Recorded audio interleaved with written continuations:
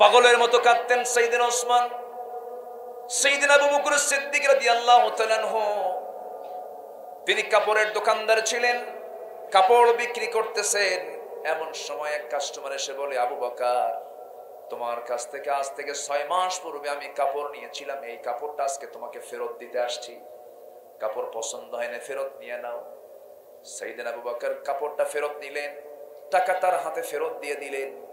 কাপড়টা হাতের মধ্যে নিয়ে তিনি হাউমাউ করে কাঁদতেছেন। সবাই বলে, আবু বকর কাঁদো কেন, কি হয়েছে? তুমি তো এমন করে কাঁদো না, এমন করে আওয়াজ করে কাঁদো না, তুমি তো ধীরস্থির, তুমি তো শান্ত স্বভাবের মানুষ, চাপা স্বভাবের মানুষ, এমন করে তো কাঁদতে আমরা দেখি নাই কখনো, কাঁদো কেন? তিনি বলছেন, কান্না করার হেতু হলো, কারণ হলো এই যে কাস্টমার, তার কাপড় পছন্দ হয় নাই, তার সমস্যা মিটে গেছে, আমি তাকে টাকা দিলাম, সে আমাকে কাপড়টা দিয়ে গেল, সব মিটমাট হয়ে গেল। কিন্তু আবু বকর যখন মারা যাবে, কিয়ামতের দিন যখন আল্লাহর সামনে আবু বকর হাজির হয়ে যাবে, আল্লাহ যখন বলবে, আবু বকর তোর দুনিয়ার জিন্দেগি তো অর্জন করা, তোর নামাজ, তোর জিহাদ, তোর দান, তোর সদকা, এই যে তুই আমার হাতে দিয়েছিলি, একটা আমলও আমার পছন্দ হয় নাই, এই আমলগুলো তোর হাতে নিয়ে নে, যা, আমি নেব না। আমি আবু বকর সেই দিন কোথায় যাব? আমি সেদিন কোথায় যাব? আমি কার কাছে গিয়ে ধর্ণা দেব? এই জন্য আমি ডুকরে ডুকরে কাঁদি। যে লোকগুলো দুনিয়াতে বসে জান্নাতের সংবাদ পেয়ে যান, তাদের চিন্তাগুলো কি দেখেন, কি ভয় তারা করেছেন আখিরাতের। এই জন্য আমার বন্ধুগণ, আমলনামাগুলো ভালো করে যত্ন করে রাখতে হবে, যেন আল্লাহর সামনে আমরা জবাবটা দিতে পারি। ডান হাতে আমলনামা নেব আমরা, কি চিন্তা করে তারা চলতেন দেখেন। সাইয়েদনা ওমরে ফারুকের কথা মনে হয়ে গেল। তার একটা ছেলে ইবনে ওমর, আলীর ছেলে হাসানের সঙ্গে কথাবার্তা চলতেছিল। কথাবার্তা চলতে নিয়ে হঠাৎ করে হাসান রাগে বসে, ছোট মানুষ তো, রাগের মাথায় বলতেছে, ওরে ওমরের ছেলে শোনো, বেশি মাস্তানি করো কেন? তুই চাকর, তোর বাপও আমার চাকর। এরকম রাগের ছেলে কয় না, অনেক কিছু কয় না ছোটবেলায়, তুই চাকর, তোর বাপও আমার চাকর। এই কথাটা নিয়ে সে সোজা চলে এসে বাবার কাছে বলতেছে, আব্বা, আলীর ছেলে হাসান এই কথাটা বললো, আমাকে গালি দিয়ে বললো। আসসালামু আলাইকুম ওয়া রাহমাতুল্লাহি ওয়া বারাকাতুহু।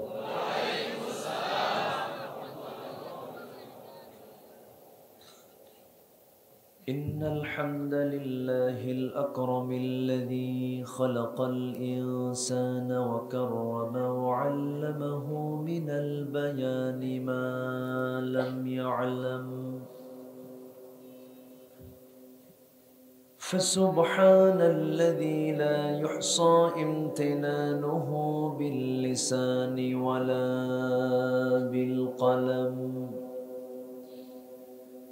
نشهد أن لا إله إلا الله وحده لا شريك له،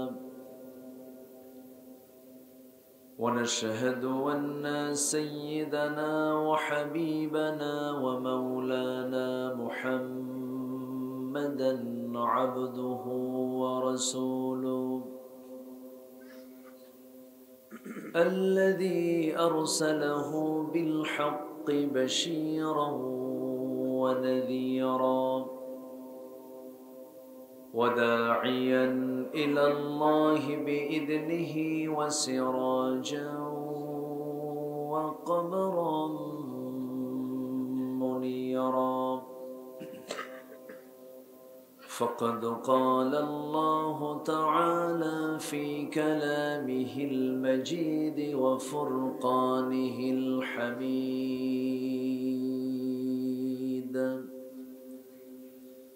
أعوذ بالله من الشيطان الرجيم.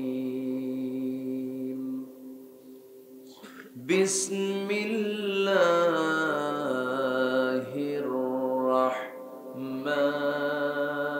الرحمن الرحيم. يا أيها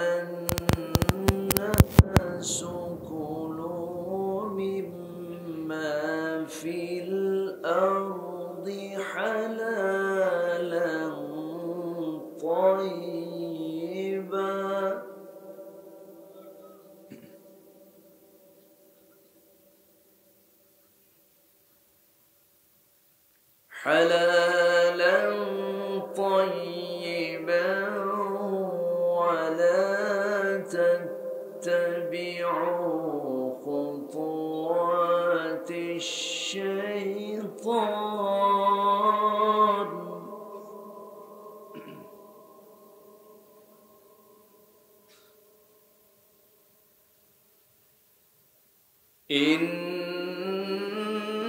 إنه لكم عدو مبين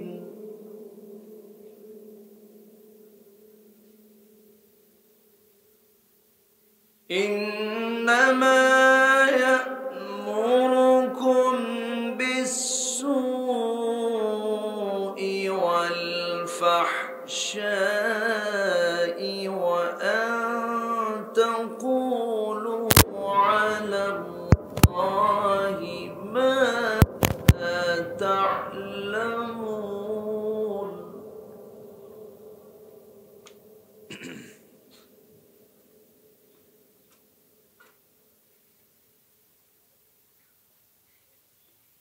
وإذا قيل لهم اتبعوا ما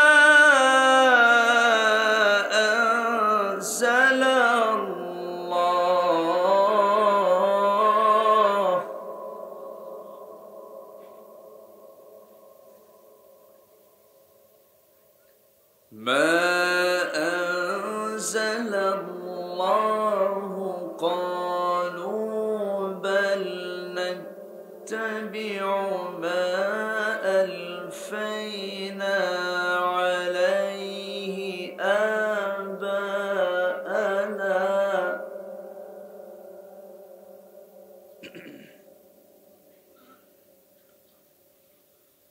أولو كان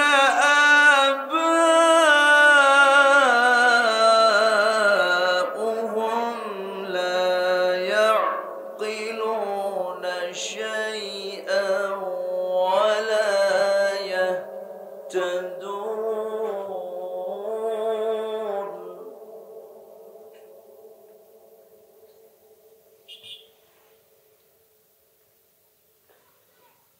الله أكبر بسم الله الرحمن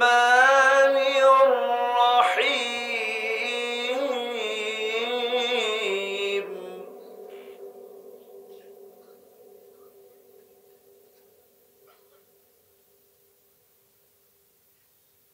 إن الله وملائكته يصلون على النبي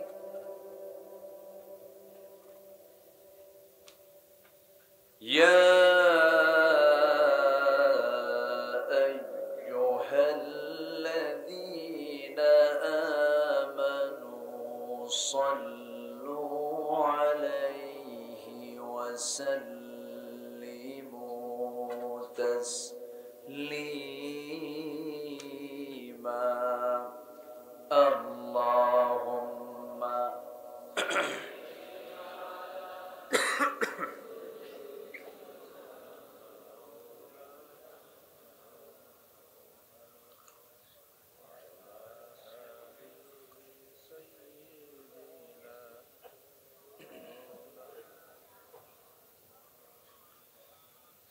একটু মোহাব্বত দিয়ে নবীর প্রেমে মাতোয়ারা হয়ে জবান খুলে জোরালো কণ্ঠে সবাই বলুন আল্লাহুম্মা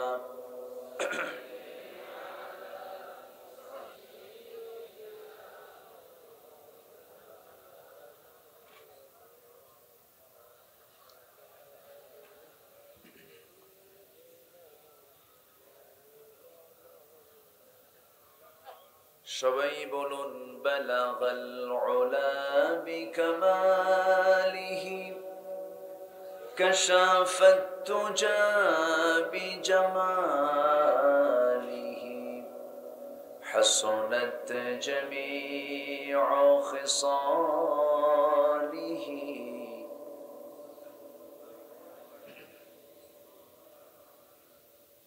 سورة يوسف بدار حكمة لقمان ما قارئ قرآن باری یہ دل سادمان ما بلغ العلا كشف التجى بجماله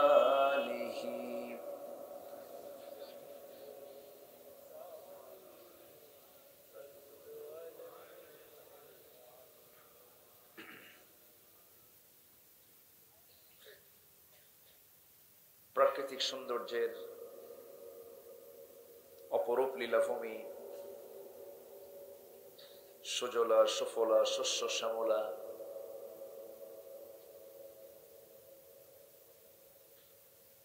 সুন্দর জনপদ সিলেট অঞ্চলের সীমান্তবর্তী উপজেলা কানাইঘাট মুখিগঞ্জ বাজার ইসলামী সমাজ কল্যাণ পরিষদ কর্তৃক আয়োজিত 19তম তাফসীরুল কোরআন মাহফিল 2024 5 ফেব্রুয়ারিতে অনুষ্ঠিত আজকের এই মহৎ আয়োজনের সম্মানিত সুযোগ্য সভাপতি, আজকের এই প্রোগ্রামের বরেণ্য অতিথিবৃন্দ, হযরত উলামায়ে কেরাম, বিশেষ করে আমার পূর্বে কথা বলেছেন নন্দিত আলেমে দ্বীন উস্তাজুল আসাতিজা ঝিঙ্গেবাড়ি ফাজিল মাদ্রাসার অনারেবল প্রিন্সিপাল মাওলানা হাফিজুর রহমান, কথা বলেছেন প্রথিতযশা আলেমে দ্বীন খ্যাতনামা মুফাসসিরে কোরআন গবেষক মাওলানা আলী হায়দার নিজামী হাফিজাহুল্লাহ, উপস্থিত হযরত উলামায়ে কেরাম, ফদলায়ে ইজাম, সুশীল সমাজ, জাতির শ্রেষ্ঠ সন্তান, শিক্ষক মণ্ডলী,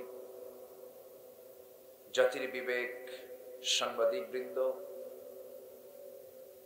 সামনে উপস্থিত দূরে কাছের বিভিন্ন স্থান থেকে ছুটে আসা কালেমার ঝান্ডাবাহী, তাওহীদের পতাকাবাহী, দ্বীন ইসলামের নরসারদুল বীর মুজাহিদ, প্রাণ প্রিয় সম্মানিত দ্বীনী ভাইরা, আড়ালে বসে আছেন সম্মানিতা শ্রদ্ধেয়া সর্বগুণে গুণান্বিতা মা বোনেরা, আলোচনার সূচনায় আনুষ্ঠানিকতার মধ্য দিয়ে আমার পক্ষ থেকে আবারও দিল খোলা সালাম, আসসালামু আলাইকুম ওয়া রাহমাতুল্লাহি ওয়া বারাকাতুহু।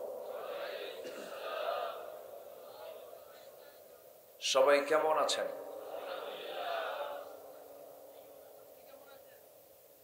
আমাকে প্রশ্ন করেছেন যে আল্লাহ তাআলা আমাকে আপনার মতোই আপনার কাতারেই রেখেছেন। আলহামদুলিল্লাহ, আল্লাহর শুকরিয়া আদায় করি যিনি আমাকে আপনাকে সৃষ্টির সেরা করে বানিয়ে শ্রেষ্ঠত্বের মর্যাদা দিয়ে শেষ নবীর উম্মত করে যিনি আমাকে আপনাকে পৃথিবীতে পয়দা করেছেন।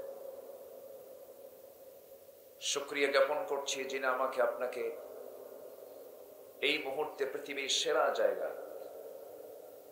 কোরআনের জালসায়, কোরআনের মজলিসে আসার বসার সুযোগ করে দিয়েছেন।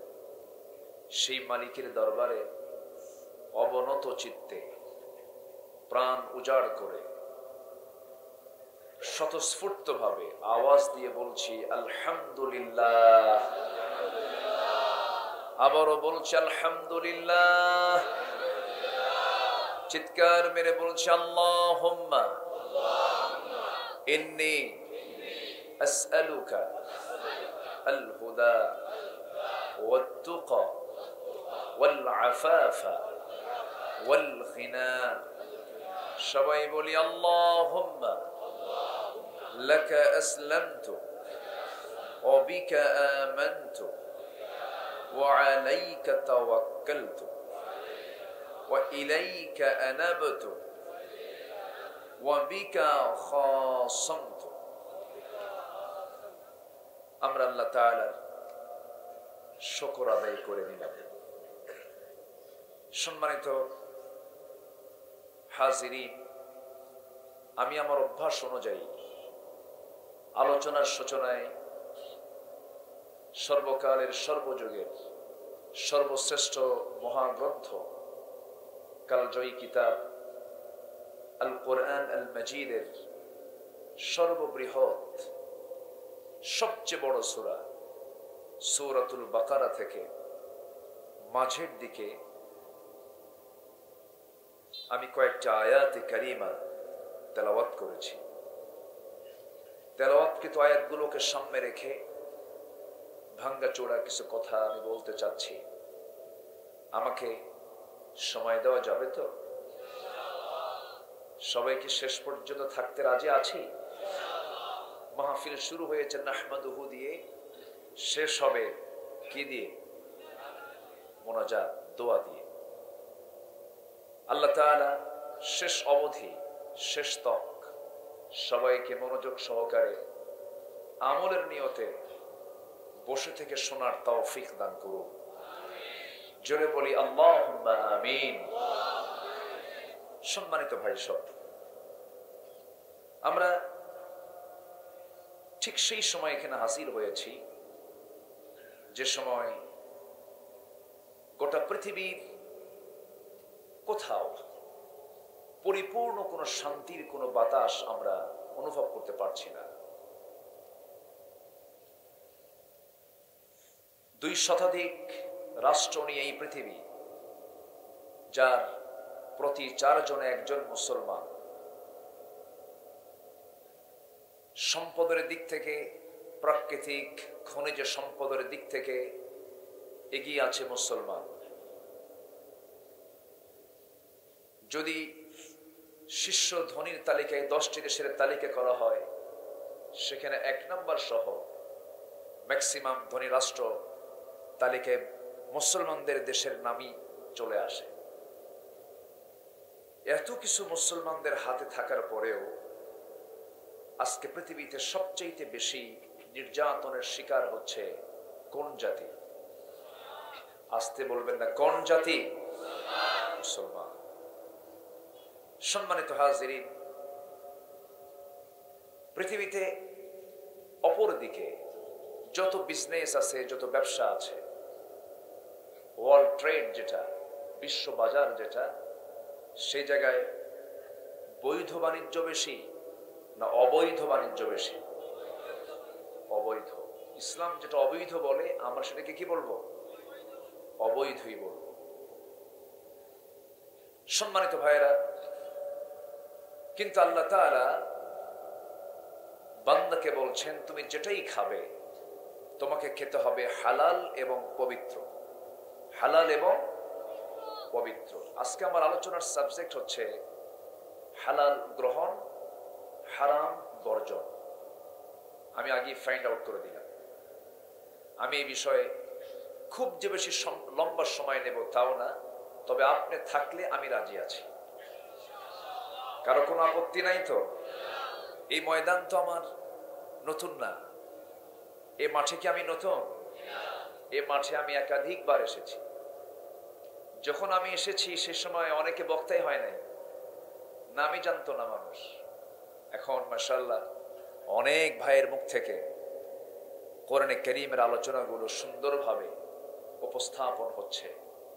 তবে হ্যাঁ, একটি আশার আলো, একটি বিশাল অংশ যুব সমাজ তারা বাতিলকে প্রত্যাখ্যান করা শিখেছে। বলি আলহামদুলিল্লাহ, জোরে বলি আলহামদুলিল্লাহ। সম্মানিত ভাইয়েরা, আমি আমার নির্দিষ্ট সাবজেক্টকে সামনে রেখে মূল আলোচনার দিকে আস্তে আস্তে চলে যাচ্ছি। সূরাটার নাম কি বলুন তো? সূরাতুল বাকারা একটা প্রাণীর সূরা, যে প্রাণী থেকে দুধ হয়, সে দুধটা আমরা পান করি, এবং অত্যন্ত শ্রেষ্ঠ পানীয়, শ্রেষ্ঠ নিয়ামতের এটা আল্লাহর পক্ষ থেকে দেওয়া হয়েছে বান্দার শরীর গঠনের জন্য। সূরাতুল বাকারা মানে হলো গাফির সূরা। গাফির এমন কোন অংশ নাই যে অংশ দিয়ে বান্দার উপকারে আসে না, এমন কি পায়খানা কি লসে না লাভে? লাভে, উপকারে আসে। তো সূরা বাকারা এটা এমন একটা সূরা যে সূরায় আল্লাহ তাআলা বান্দার জীবনের যত দিক আছে সব দিকের কথা কম বেশি আল্লাহ তাআলা এই সূরার মধ্যে বলে দিয়েছেন। জোরে বলি সুবহানাল্লাহ।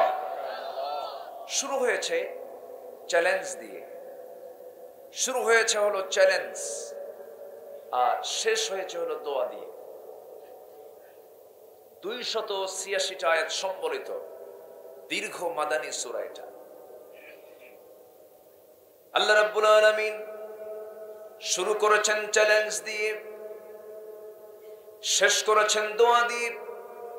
কি দোয়া তিনি শিখিয়ে দিয়েছেন বান্দাকে? রব্বানা ওয়ালা তাহমিল আলাইনা ইসরান কামা হামালতাহু আলাল্লাযীনা মিন ক্বাবলিনা রব্বানা ওয়ালা তুহাম্মিলনা মা লা তাকাতা লানা বিহি ওয়া'ফু আন্না واغفر لنا وارحمنا أنت مولانا فانصرنا على القوم الكافرين জোরে বলুন আল্লাহু আকবার। কোরআন জান্নার বাণী। এই বিষয়ে কথা বলতে গেলে ঘন্টার পরে ঘন্টা লেগে যাবে। শুধু দুটো রেফারেন্স দিয়েই মূল আলোচনার দিকে চলে যাচ্ছে। প্রসঙ্গ যখন চলে আসলো বলেই ফেলি, এই সূরার আয়াত সংখ্যা কত বলেন? 286। 286 অর্ধেক কত বলেন?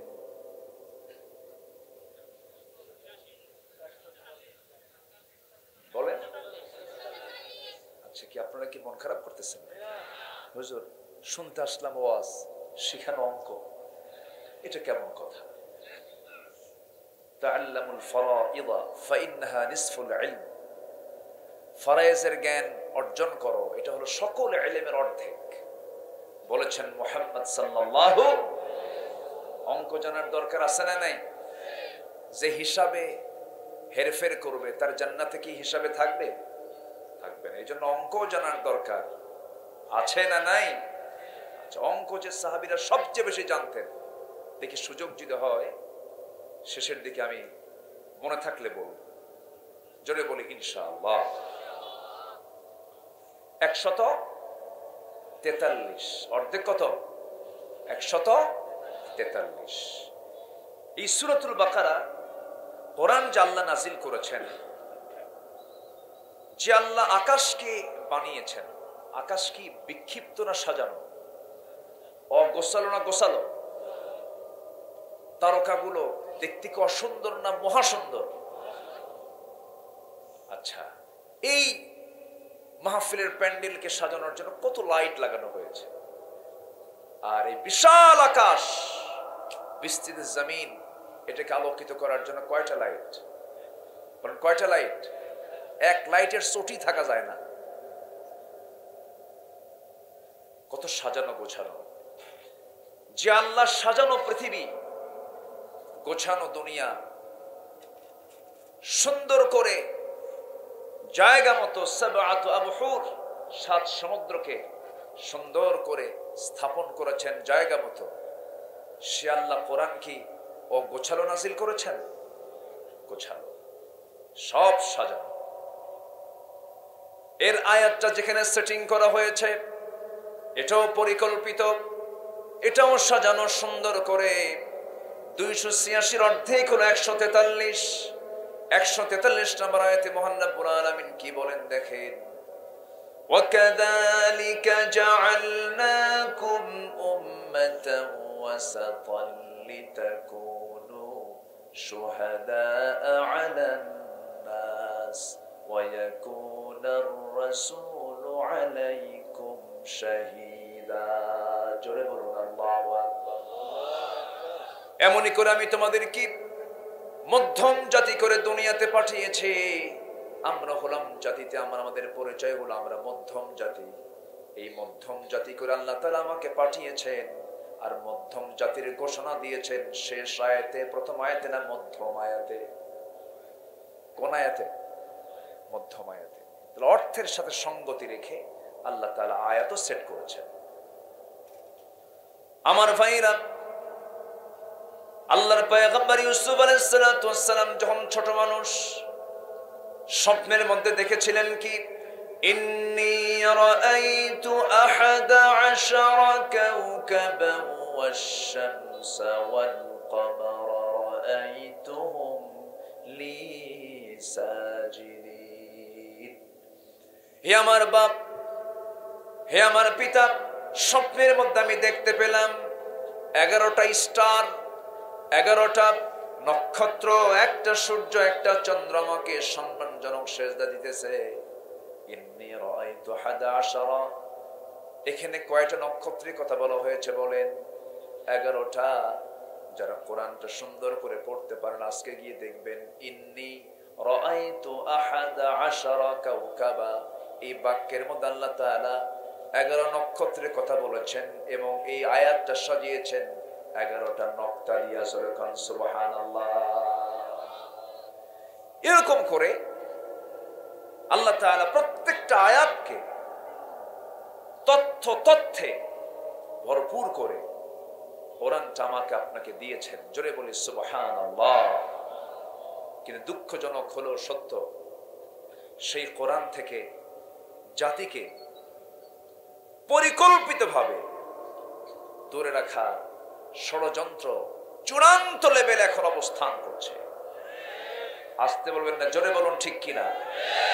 তার বড় প্রমাণ হলো যেগুলো সিলেবাস আমরা কোনোদিন দেখি নাই, আমরা তো পড়ে আসছি কিছু ভাঙ্গাচোরা, যেগুলো দেখি নাই সেগুলো আজকে আমাদেরকে দেখতে হচ্ছে। মাদ্রাসার সিলেবাসে বাদ্যযন্ত্রের ছবি দিয়ে, নর নারীর ছবি দিয়ে মাদ্রাসা শিক্ষার্থীর চরিত্র, মন, মানসিকতাকে নষ্ট করে দেওয়ার জন্য, ধ্বংস করে দেওয়ার জন্য নানামুখী পায়তারা করা হচ্ছে। সম্মানিত ভাইয়েরা, ক্লাস 9 এবং 10 সামাজিক বিজ্ঞান বইয়ের ভিতরে ফিলিস্তিনের মানচিত্র না দেখায়া ইসরায়েলের মানচিত্র কেন দেখানো হলো? কেন?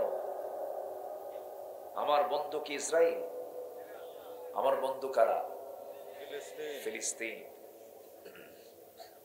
আমার বন্ধু তো ফিলিস্তিন। ইসরায়েল কি বৈধ না অবৈধ? বৈধ না অবৈধ? ভাড়াটিয়া কি বাড়িওয়ালা হয়? ভাড়াটিয়া কি বাড়িওয়ালা হয়? তাদের মানচিত্র আমাদের ছাত্রদেরকে শেখানো হচ্ছে, আমাদের সন্তানদেরকে শেখানো হচ্ছে। কেমন কথা! মানব জাতির পরিচয় হলো নর নারী। ইন্না খালাকনাকুম মিন যাকারিন ওয়া উনসা ওয়া জাআলনাকুম শুউবান ওয়া ক্বাবাইলা লিতাআরাফু। কিন্তু সেখানে নর নারীর পাশে, মেল ফিমেলের পাশে ট্রান্সজেন্ডার, মানে রূপান্তর। পুরুষ থেকে সে মহিলা হবে অথবা মহিলা থেকে সে পুরুষ হবে। হতে চায় যারা, এই বিকৃত, এই মস্তিষ্ক প্রসূত এই সমস্ত চিন্তাধারা, বিকৃত চিন্তাধারার সাথে ইসলামের কোন সম্পর্ক আছে? আসতে বলবেন না আছে? অপরদিকে সমকামিতা, হোমোসেক্স, সেম সেক্সকে আজকে প্রমোট করা হচ্ছে। পার্শ্ববর্তী সবচেয়ে বড় গণতান্ত্রিক রাষ্ট্র পৃথিবীর ভারতে প্রায় সমকামিতাকে তারা বৈধ করার জন্য চেষ্টা করছে। আমেরিকা, ইউরোপের বহু দেশে এই সমকামিতার আইন সংসদে বিল্ট ইন আইন আকারে পাশ করেছে, যা কুকুর শুকুরের মধ্যেও নাই। সমকামিতা মানে পুরুষ পুরুষে বিয়ে করবে, নারী নারীকে বিয়ে করবে। এই ঘৃণ্য ইতিহাস রচিত হয়েছিল আজ থেকে 5000 বছর আগে, কওমে লূতের সময়। আল্লাহ তাআলা সে কওমে লূতকে ফি আদনাল আরদ, জর্দানের ডেড সি এলাকা, যারা দেখেছেন ইতিহাস ঘেটে দেখবেন, ওই কওমে লূতকে একসাথে সৈন্যের উপরে তুলে এমন ঠেকনা মারা হলো, মাটিতে গেড়ে দিয়ে মাটির সাথে তাদেরকে একদম মাটির তলদেশে পৌঁছে দেওয়া হলো, ধ্বংস করা হলো। ফি আদনাল আরদ, গোটা পৃথিবীর মধ্যে সবচেয়ে নিম্নাঞ্চল অঞ্চল হলো ওই জর্দানের ডেড সি এলাকাগুলো। কেন? এই সমকামিতা। সম্মানিত ভাইয়েরা, সমকামিতার ব্যাপারে ইংল্যান্ডের একজন প্রধানমন্ত্রী, যদিও ভারতীয় বংশোদ্ভূত, অন্য ধর্মের, তিনি একটা প্রশংসনীয় কথা বলেছেন। ঋষি সুনাক তিনি বলেছেন, a man is a man, a woman is a woman, that's just a common sense. একটা পুরুষ একটা পুরুষ, একটা নারী একটা নারী, এটা বোঝার জন্য বুদ্ধিজীবী হওয়া লাগে না, কমন সেন্সই যথেষ্ট। এই সমস্ত পথ না। আশাদ্দুল আযাব মান কানা ফীহিম, আযাব যখন আসবে পীর বুজুর্গ ধরবে না, বাঁচবে না, সবগুলো শুদ্ধ আযাবে শেষ করে দিবেন। তিনি কে? আসতে বলবেন না, তিনি কে? আল্লাহ তাআলা। সম্মানিত ভাইয়েরা, প্রথম আহ্বান থাকবে আমার এটাই, কোরআনের মাহফিলে আমরা কোরআনকে শিখবো, জানবো, পরিবারকে কোরআনের পরিবার বানাবো। জোরে বলি ইনশাআল্লাহ। কিন্তু আমরা যখন কোনো উপার্জন করতে যাব, হালাল খুঁজবো না হারাম খুঁজবো? হালাল না হারাম? হালাল। হালালের দিকে যেতে হবে। আল্লাহ রাব্বুল আলামিন আরেক জায়গায় বলছেন, বান্দাকে বুঝিয়ে বুঝিয়ে বলছেন, বান্দা ইয়া আইয়ুহাল্লাযীনা আমানু কুলু মিন তাইয়্যিবাতি মা রাযাকনাকুম ওয়াশকুরু লিল্লাহ ইন কুনতুম ইয়্যাহু তা'বুদুন। জোরে বলুন আল্লাহু আকবার। ও ঈমানদারেরা, তোমরা পবিত্র হালাল রিজিক আমি যা দিয়েছি তা থেকে তোমরা খাও, হারামের দিকে যেও না, অবৈধের দিকে যেও না। হারাম খাদ্য দিয়ে গঠন করা তোমার দেহ দিয়ে তুমি তাহাজ্জুদ পড়বে, কোনো কাজ হবে না, নামাজ পড়বে, কোনো কাজ হবে না। তোমাকে হালাল জীবন যাপন করতে হবে। আল হালালু বাইয়িন ওয়াল হারামু বাইয়িন, হালালটা স্পষ্ট, হারামটা স্পষ্ট। একটা লাইন মনোযোগ দিয়ে কথাটা শুনুন। যদি কোনো বান্দা এই জীবনের চরাচরের সংক্ষিপ্ত জীবনে যদি হারাম গুলোকে না বলে হারামকে বর্জন করতে পারে, যে ব্যক্তি তার জীবনে হারামকে না বলবে, আল্লাহ এই বান্দার জন্য জাহান্নামকে না বলবে। এই জীবনে যে বান্দা হালালকে হ্যাঁ বলবে, হালাল ভিত্তিক জীবন যাপন করবে, আল্লাহ তার জন্য জান্নাতকে হ্যাঁ বলে দিবে। জোরে বলি সুবহানাল্লাহ, আরো জোরে বলি সুবহানাল্লাহ। সবাই কি জান্নাত পেতে রাজি আছে নাকি? সবাই কি জান্নাত পেতে রাজি আছি? আমি কি আলোচনা চালাবো? তো দুই একজন করে এরকম ওঠে কেন?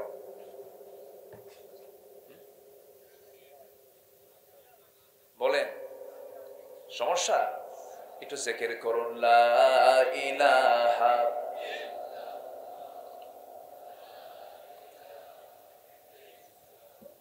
আরো জোরে, লা ইলাহা আরো জোরে লা ইলাহা সুবহানাল্লাহ আলহামদুলিল্লাহ আরো জোরে লা ইলাহা সুবহানাল্লাহ আলহামদুলিল্লাহ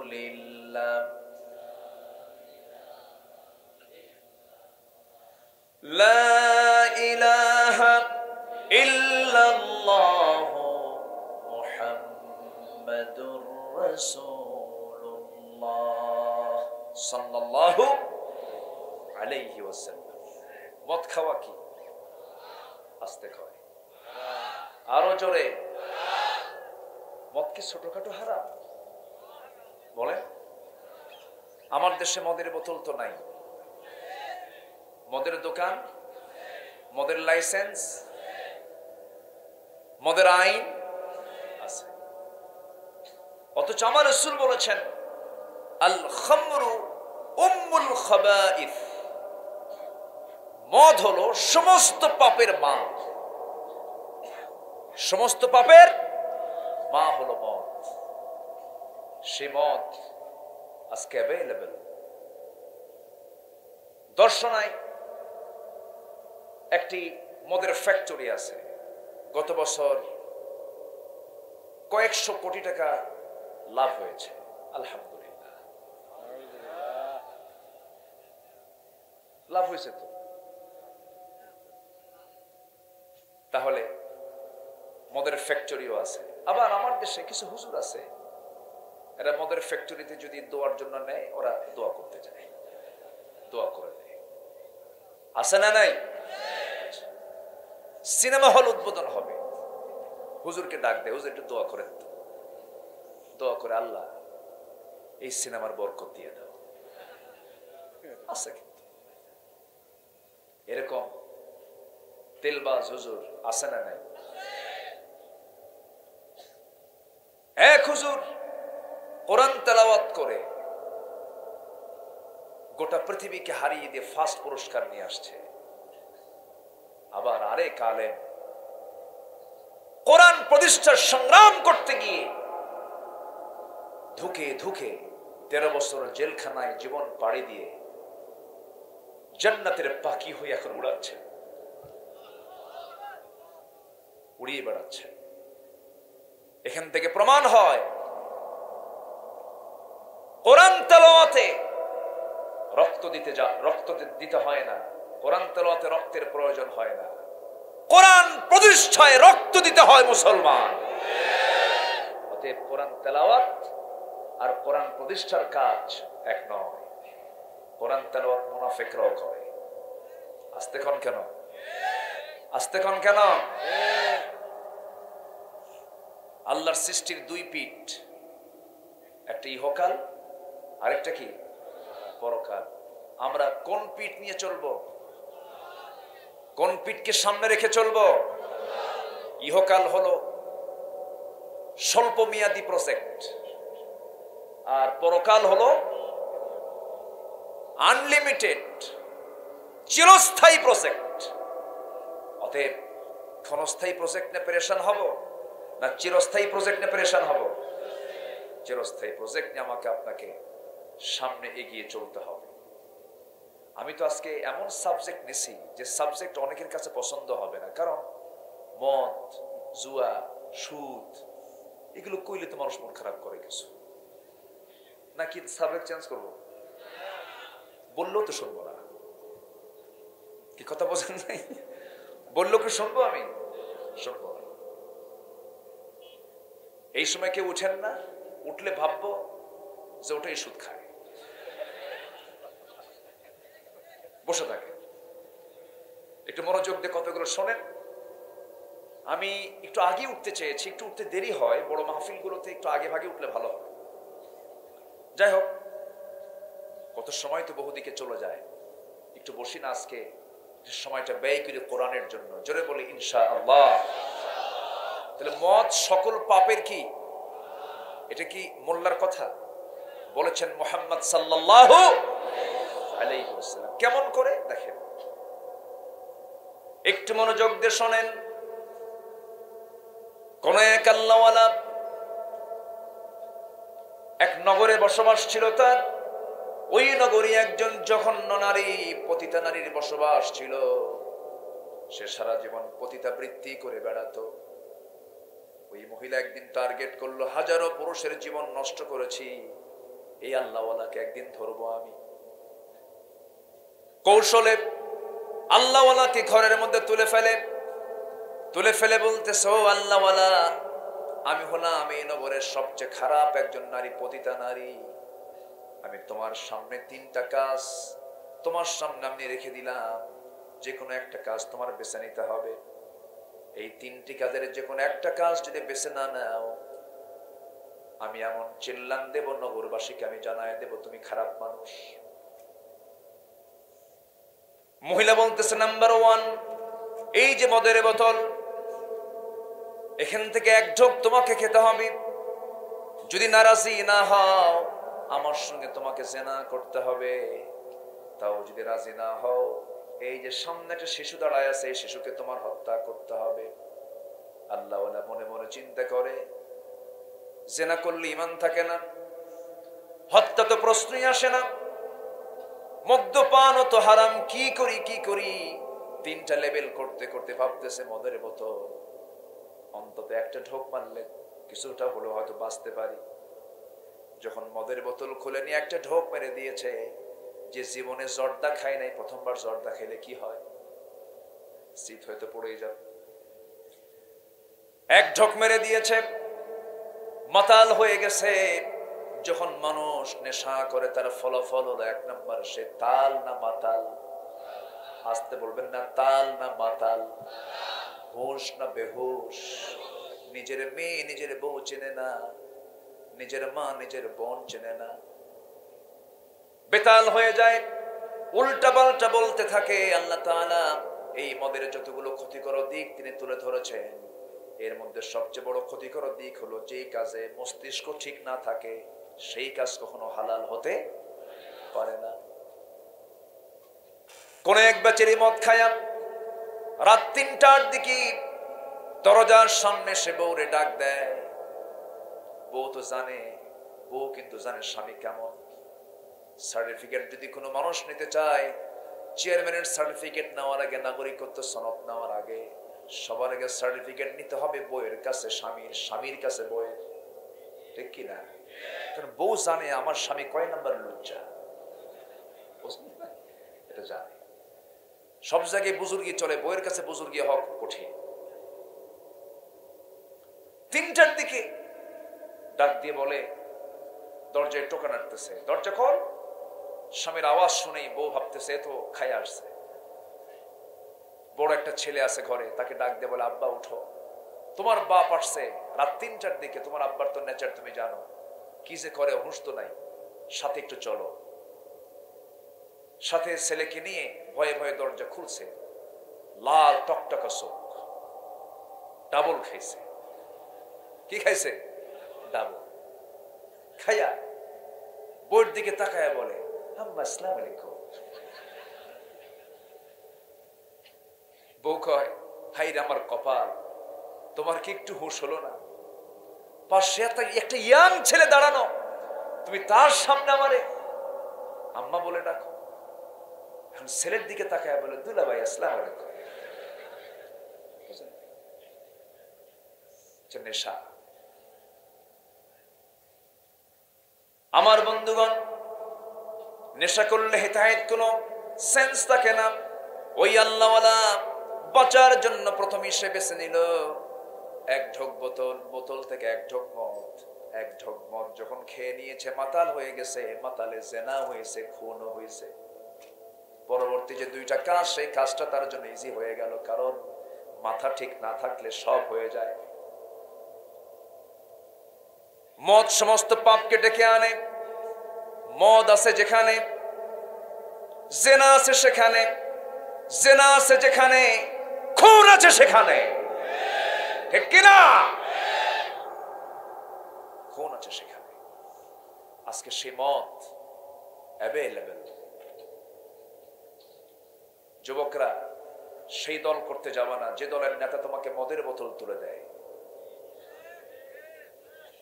যে নেতা তোমার হাতে সিগারেটের প্যাকেট তুলে দেয়, যে নেতা তোমাকে নামাজের দায়িত্ব পালনের জন্য অর্ডার দেয় না, যে নেতা তোমাকে তোমার সামনে নারী তুলে দেয় জিনা করার জন্য, নামাজের কথা বলে না, দ্বীনের কথা বলে না, কোরআনের কথা বলে না, ওই সমস্ত নেতৃত্বের মুখে আমরা জুতা মারি, থুতু মারি। আজকে শুধু আমার দেশের শুধু যদি নেতৃত্ব ঠিক থাকতো, এই দেশ হতো দক্ষিণ এশিয়ার সবচাইতে শীর্ষ একটি উন্নয়নশীল দেশ, ঠিক কিনা? উন্নয়নের শিখর অবস্থান করত। আমার দেশ দুর্নীতিতে তো জিরো নাকি?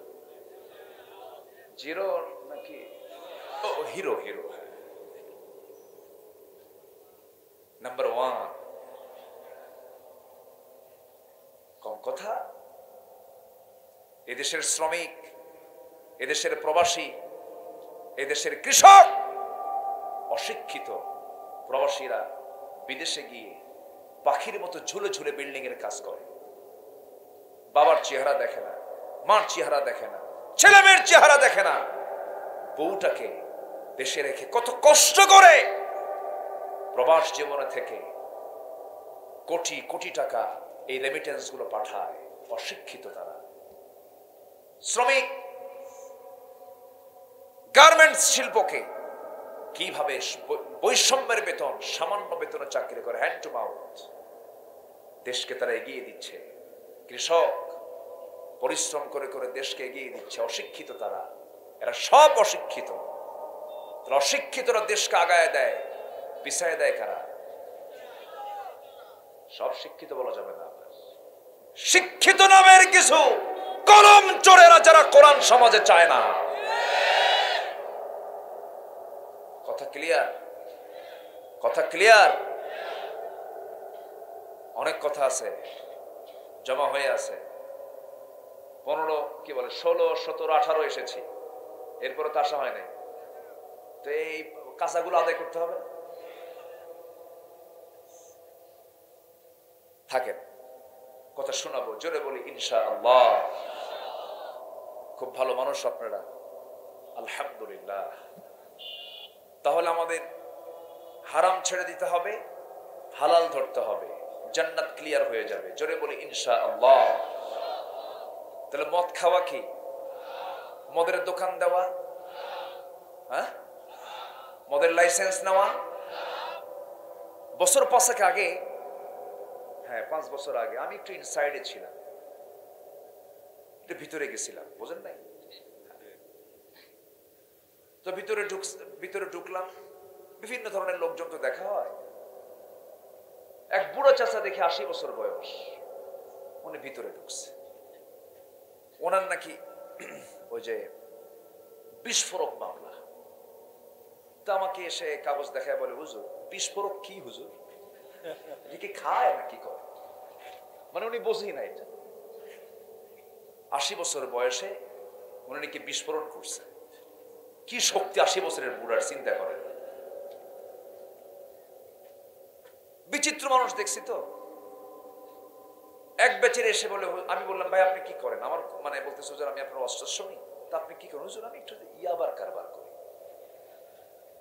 মানে আপনি এটা কি করেন? ভাই আমি তো খাই না, আমি খাওয়াই। কি কথা কি বুঝতেছেন আপনি? হুজুর আমি হজও করছি। তাহলে উনি হজ করেছেন, উনি আমার ওয়াজও শোনেন, নামাজও পড়ে, ইয়াবা নিজে খায় না, একটু খাওয়ায়। কি কথা কি বোঝা যায়? তাহলে বিচিত্র মানুষ কিন্তু পৃথিবীতে আছে। আমার দেশে কিছু মুসলমান আছে, এরা সারা বছর নামাজ পড়ে না, রমজানে এমন নামাজ পড়ে আসল নামাজে ফেল। ঠিক আছে না? শুধু দেশেই পড়ে না, যেখানে যে পড়লে 1 লক্ষ গুণ সওয়াব পাওয়া যায় সেখানেও যায়। একদম মক্কা একা পারে না, হুজুরের একটা ভাড়া নেয়। হুজুর একটা ভাড়া নিয়ে কয়, হুজুর চলেন আপনার আসা যাওয়া ফ্রি, আপনি আমার সঙ্গে উমরায় যাবেন, আপনি এমন দোয়া করে দিবেন আমার জন্য যেন আল্লাহ আমারে জান্নাত পার করে জাহান্নাম দিয়ে দেয়।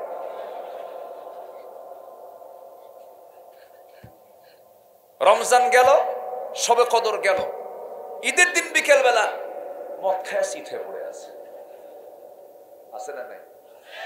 ওরাই মদের দোকান দেয়, ঠিক কিনা? এগুলো করা যাবে? করা যাবে। সবচেয়ে বড় ইমানদারের যোগ্যতা হলো হারাম থেকে নিজেকে বেঁচে রাখা, কবিরা গুনাহ থেকে নিজেকে বেঁচে রাখা। এটা হচ্ছে সবচাইতে বড় অর্জন। হাজার রাকাত নফল নামাজ, হাজার রাকাত আপনার বলে হাজার হাজার আপনার তসবিহ জপা, জিকির আজকার করা, এটার চাইতে আপনি একটা কবিরা গুনাহ থেকে নিজেকে মুক্ত রাখতে পেরেছেন, এটা আপনার সবচেয়ে চূড়ান্ত প্রাপ্তি, চূড়ান্ত অর্জন। জোরে বলি আলহামদুলিল্লাহ। আল্লাহ রাব্বুল আলামিন বলেন, ইন তাজতানিবু কাবাইরা মা তুনহাউনা আনহু নুকাফির আনকুম সাইয়্যাতিকুম ওয়া নুদখিলকুম মুদখালান কারীমা। বান্দা, তুমি যদি বড় বড় কবিরা গুনাহগুলো ছেড়ে দাও, ছোট ছোট গুনার দিকে আমি আল্লাহ তাকাবই না, আমি তোমার সমস্ত গুনাহগুলোকে মাফ করে সম্মানজনক জান্নাত আমি তোমারে দিয়ে দেব। কবিরা গুনাহগুলো করা, কবিরা গুনাহগুলো হলো হারাম কাজ, যেটাই কবিরা সেটাই হারাম। মদের কারবার করা যাবে না, জেনার কারবার করা যাবে না। যুবকরা, তুমি যে কোন নারীর সঙ্গে ফেসবুকে চ্যাট করছো, মেসেঞ্জারে নক দিচ্ছ, আবার একজন প্রশ্ন করে, হুজুর ফজরের সময় যদি আমার গার্লফ্রেন্ড আমাকে একটু ফোন দিয়ে ডেকে দেয়, নামাজের জন্য জায়েজ আছে নাকি? দেখছেন, টাকার জন্য আর কোনো মুয়াজ্জিন খুঁজে পায় না, আছে না? এগুলো আছে না? আরেকদিন আরেকটা ছেলে ফোন দিচ্ছে আমার ফোনে, ফোন দিয়ে বলে, হুজুর একটা প্রশ্ন করি, কি 2 বছর আমার একটা মেয়ের সঙ্গে আমার খুব রিলেশন, তো হঠাৎ করে 1 মাস আগে সে আমার ফাঁকি দিয়ে চলে গেছে, হুজুর ওর কি গুনাহ হবে না? তো বললাম, তুমি আমার ফোন করছে কেন? তুমি সামনে আসো, তুমি কোন আল্লাহর বান্দা, একটু দেখি তোমার। এই তো হচ্ছে অবস্থা। আমি আমার চোখ এরকম দেখেনি কখনো, যারা বিবাহ পূর্ব মানে অবৈধ রিলেশন করে সম্পর্ক গড়ার পর ওর ঔরসে যে সন্তানটা হয়েছে ওটা আল্লাহওয়ালা হয়েছে, আমি এরকম দেখি নাই। আমার কথা কি ক্লিয়ার? বুঝতেছেন তো? সবাই বুঝতেছেন তো? যুবকরা, এগুলো করা যাবে না। বিবাহ পূর্ব ওয়ালা মুত্তাখিদি আখদান ওয়ালা মুত্তাখিদাত আখদান, এমন কোন সুযোগ ইসলামে নাই। বিয়ের প্রয়োজন, আমি খুব বলি এই ব্যাপারে কথা, খুব বিয়ের প্রয়োজন। বিয়ের সম্পর্ক ক্যারিয়ারের সাথে নয়, বিয়ের সম্পর্ক হলো যৌবনের সাথে, চরিত্র রক্ষার সাথে। বিয়ে করে ফেলতে হবে। কি যুবকরা রাগ করলে নাকি?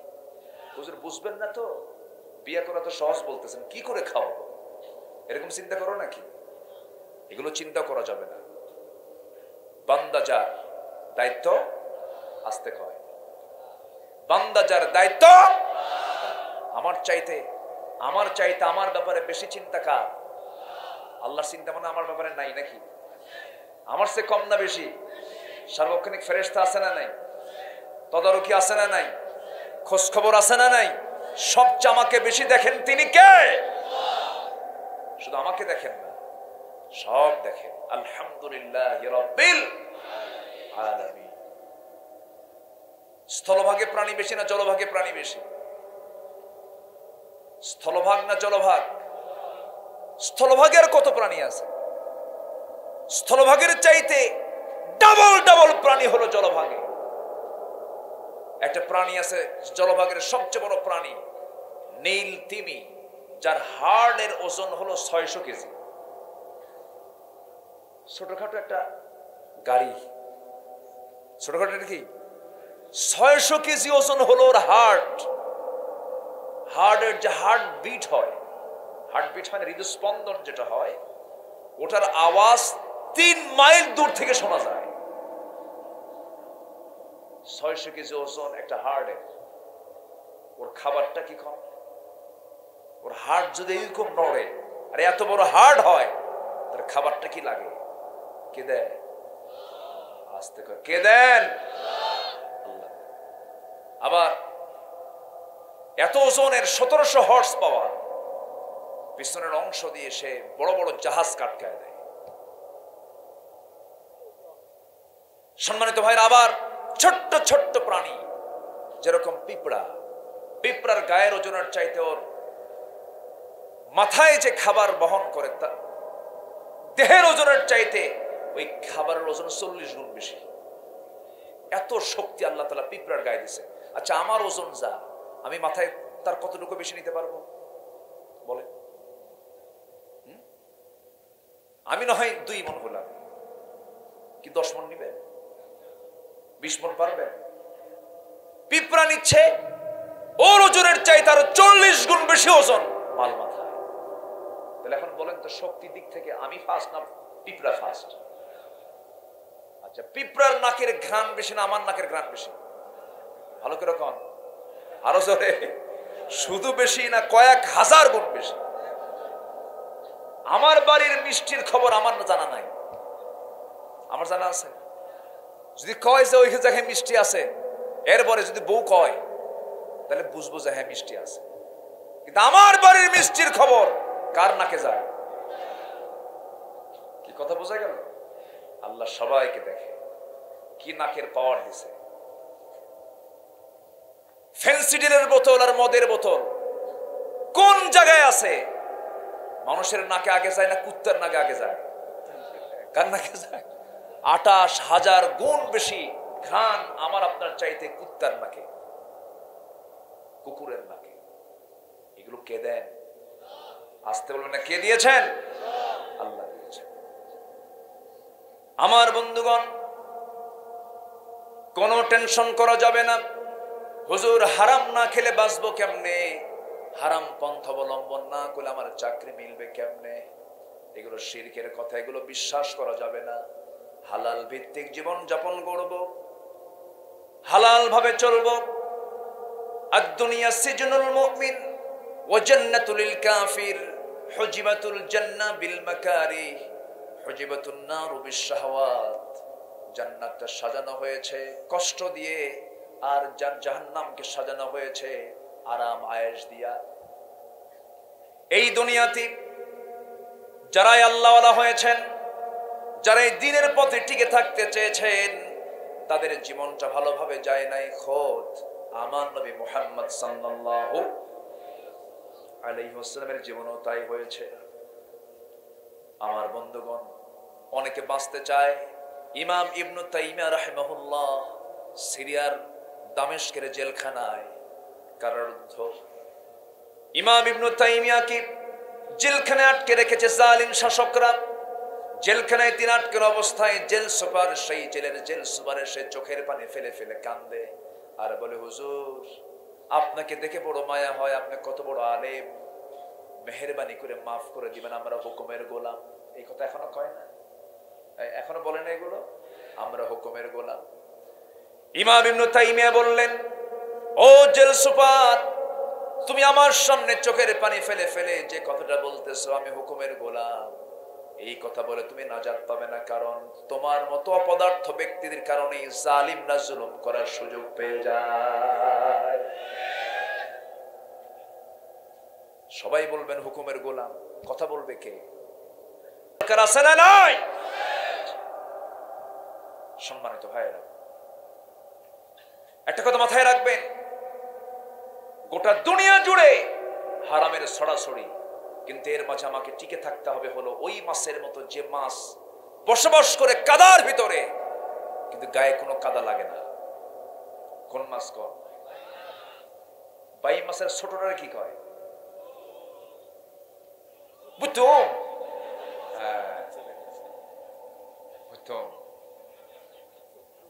কত ভাষা, তাই না? বাই মাছ, ওর বসবাস কাদায়, গায়ে কোনো কাদা লাগার সুযোগ নাই। আমরা কাদা লাগাবো না, জোরে বলি ইনশাআল্লাহ। হারামকে আমরা বর্জন করব। জোরে বলি ইনশাআল্লাহ। পৃথিবীতে যে ব্যবসাগুলো সবচাইতে এখন হাইলাইট, একদম ফরওয়ার্ডে আছে, এক নম্বর হলো মদ। এক নম্বর কি? মদ।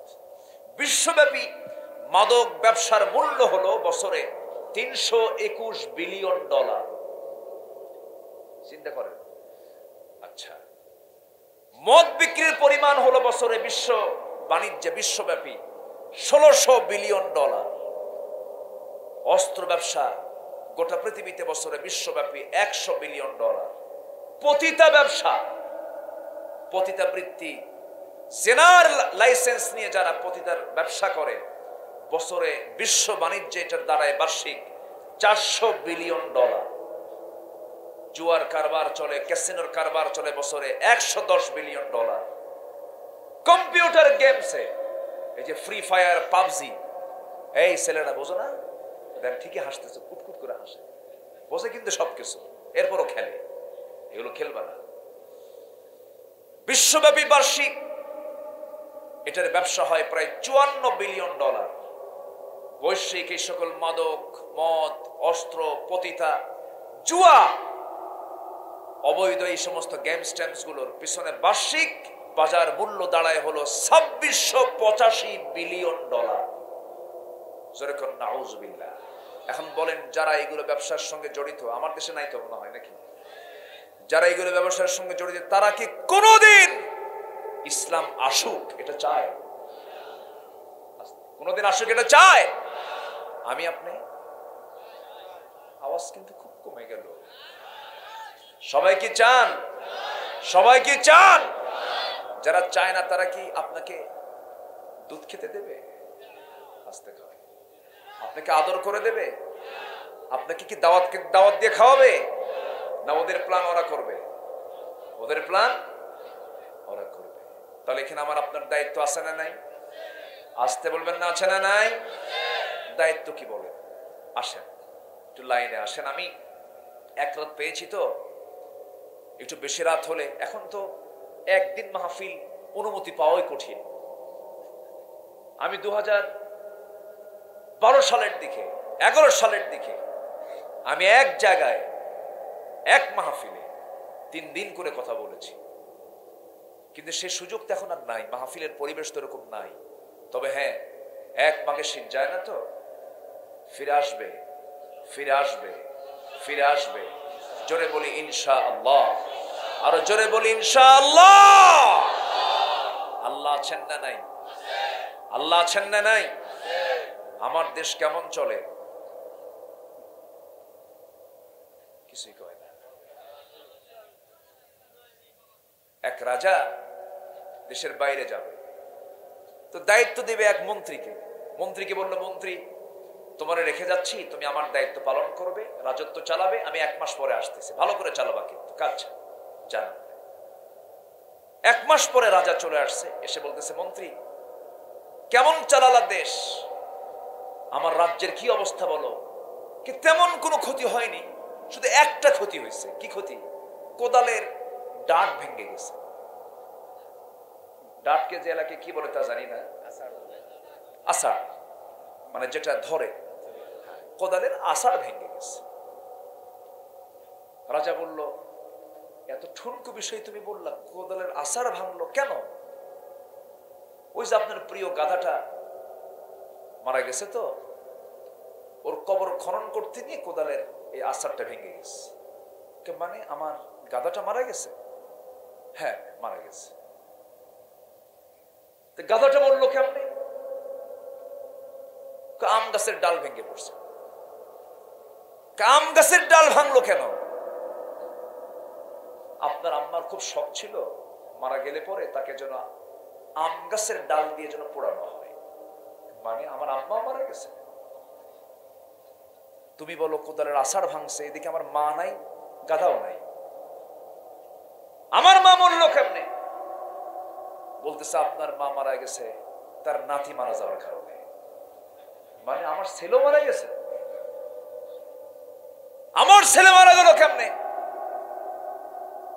তার মা মারা যাওয়ার কারণে। মানে আমার বউ মারা গেছে। আচ্ছা আমার বউ মারা গেল, তুমি বলো যে কোদালের আসার ভাঙছে। আমার বউ মারা গেল কেমনে? রাজ্যের রাজকোষ চুরি হয়ে যাওয়ার কারণে। মানে আমার রাজ্যের রাজকোষও চুরি হলো, বউ গেল, ছেলে গেল, মা গেল, গাধা গেল, সব গেল, তুমি কেউ কোদালের আসার ভাঙছে। আমার দেশের কিছুই হয়নি, কি হয়েছে? কোদালের আসার ভাঙছে। কথা বোঝেন নাই? আকলমান ইশারা বারসাত, সচেতন ব্যক্তির জন্য ইঙ্গিতগুলোই যথেষ্ট। এই দেশকে গড়তে হবে আমাদের, কোন হারামের কাছে আমরা যাব না। উন্নয়ন কতটুকু হয়েছে বা হয় নাই কেন্দ্রই বলে দেয়, ঠিক কিনা? কেন্দ্রের মানুষ না কুত্তা?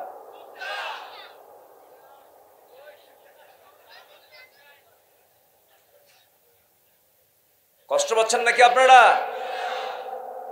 মন খারাপ করা যাবে না, যা সত্য তাই বলতেছি আমরা, ঠিক কিনা? আমার দিকে তাকা, আল্লাহি আমি কাউকে খুশি করার জন্য অথবা আমার প্ল্যাটফর্ম থেকে আমি একটা মহলকে খুশি করার জন্য বলছি কথা তা নয়। যা লিগ্যাল, ওয়াকুলু কাওলান সাদীদা, যা বলবা সত্য কথা বলবা, কাউকে খুশি করার জন্য বলবা না, আল্লাহকে খুশি করার জন্য বলবা। কথা ক্লিয়ার? কারণ আমি যদি অবৈধ কথা বলি এটা আমার জন্য হালাল হবে না হারাম হবে? হারাম হয়ে যাবে। আজকে আমরা সাবজেক্ট পেয়েছি হালাল গ্রহণ, হারাম বর্জন। কথায় হারাম বলা যাবে না, খাওয়া দাওয়ায় হারাম কিছু খাওয়া যাবে না, লেনদেন হারাম কিছু করা যাবে না। মা আতাকুমুর রাসূলু ফাখুযুহু ওয়া মা নাহাকুম আনহু ফান্তাহু। রাসূল যা অর্ডার দিয়েছেন তা তোমরা গ্রহণ করো, যা নিষেধ করেছেন তা থেকে তোমরা নিজেকে গুটিয়ে রাখো, বারণ রাখো। এটা আল্লাহর হুকুম। আমার ভাইয়েরা, এই দুনিয়া ছেড়ে আমিও যাব, আপনিও যাবেন। আমরা আমলনামাগুলো নিতে চাই ডান হাতে না বাম হাতে? হারাম খেলে, হারাম বললে, হারামে চললে আমার আমলনামা কোন হাতে আসবে? আর হালালে চললে, হালাল পথে থাকলে পরে আমার আমলনামা কোন হাতে যাবে? ডান হাতে যাবে। আমার বন্ধুগণ, ভালো আমলনামা নিয়ে আল্লাহর সামনে আমরা হাজির হতে চাই। সাহাবে কেরাম জান্নাতের সংবাদ পেয়েছেন, কিন্তু এরপরও চোখের পানি ফেলে ফেলে মাঝে মাঝে কেঁদেছেন। সাইয়েদনা ওসমানের মতো মানুষ কাঁদতে কাঁদতে পাগল হয়ে যেতেন। কবরের কথা মনে হলে বলতেন তিনি, ও আমার বন্ধুরা, দুনিয়াতে সব জায়গায় বন্ধু খুঁজে পাওয়া যায়, কিন্তু কবর এমন একটা জগতের নাম কোনো বন্ধুর সুযোগ নাই। পাগলের মতো কাঁদতেন সাইয়েদনা ওসমান। সাইয়েদনা আবু বকর সিদ্দিক রাদিয়াল্লাহু তাআলা আনহু, তিনি কাপড়ের দোকানদার ছিলেন, কাপড় বিক্রি করতেছেন। এমন সময় এক কাস্টমার এসে বলে, আবু বকর, তোমার কাছ থেকে আজ থেকে 6 মাস পূর্বে আমি কাপড় নিয়েছিলাম, এই কাপড়টা আজকে তোমাকে ফেরত দিতে আসছি। কাপড় পছন্দ হয় না, ফেরত নিয়ে নাও। সাইয়েদনা আবু বকর কাপড়টা ফেরত নিলেন, টাকা তার হাতে ফেরত দিয়ে দিলেন। কাপড়টা হাতের মধ্যে নিয়ে তিনি হাউমাউ করে কাঁদতেছেন। সবাই বলে, আবু বকর কাঁদো কেন, কি হয়েছে? তুমি তো এমন করে কাঁদো না, এমন করে আওয়াজ করে কাঁদো না, তুমি তো ধীরস্থির, তুমি তো শান্ত স্বভাবের মানুষ, চাপা স্বভাবের মানুষ, এমন করে তো কাঁদতে আমরা দেখি নাই কখনো, কাঁদো কেন? তিনি বলছেন, কান্না করার হেতু হলো, কারণ হলো এই যে কাস্টমার, তার কাপড় পছন্দ হয় নাই, তার সমস্যা মিটে গেছে। আমি তাকে টাকা দিলাম, সে আমাকে কাপড়টা দিয়ে গেল, সব মিটমাট হয়ে গেল। কিন্তু আবু বকর যখন মারা যাবে, কিয়ামতের দিন যখন আল্লাহর সামনে আবু বকর হাজির হয়ে যাবে, আল্লাহ যখন বলবে, আবু বকর, তোর দুনিয়ার জিন্দেগি তো অর্জন করা, তোর নামাজ, তোর জিহাদ, তোর দান, তোর সদকা, এই যে তুই আমার হাতে দিয়েছিলি, একটা আমলও আমার পছন্দ হয় না, এই আমলগুলো তোর হাতে নিয়ে নে, যা, আমি নেব না। আমি আবু বকর সেই দিন কোথায় যাব? আমি সেদিন কোথায় যাব? আমি কার কাছে গিয়ে ধর্ণা দেব? এই জন্য আমি ডুকরে ডুকরে কাঁদি। যে লোকগুলো দুনিয়াতে বসে জান্নাতের সংবাদ পেয়ে যান তাদের চিন্তাগুলো কি দেখেন, কি ভয় তারা করেছেন আখিরাতের। এই জন্য আমার বন্ধুগণ, আমলনামাগুলো ভালো করে যত্ন করে রাখতে হবে যেন আল্লাহর সামনে আমরা জবাবটা দিতে পারি। ডান হাতে আমলনামা নেব আমরা। কি চিন্তা করে তারা চলতেন দেখেন। সাইয়েদিনা ওমরে ফারুকের কথা মনে হয়ে গেল। তার একটা ছেলে ইবনে ওমর, আলীর ছেলে হাসানের সঙ্গে কথাবার্তা চলতেছিল। কথাবার্তা চলতে নিয়ে হঠাৎ করে হাসান রাগে বসে, ছোট মানুষ তো রাগের মাথায় বলতেছে, ওরে ওমরের ছেলে শোনো, বেশি মাস্তানি করো কেন? তুই চাকর, তোর বাপও আমার চাকর। এরকম রাগের ঠেলে কয় না, অনেক কিছু কয় না ছোটবেলায়। তুই চাকর, তোর বাপও আমার চাকর। এই কথাটা নিয়ে সে সোজা চলে এসে বাবার কাছে বলতেছে, আব্বা, আলীর ছেলে হাসান এই কথাটা বললো, আমাকে গালি দিয়ে বলল আমিও নাকি তার চাকর, আপনি ওমর তার নাকি চাকর।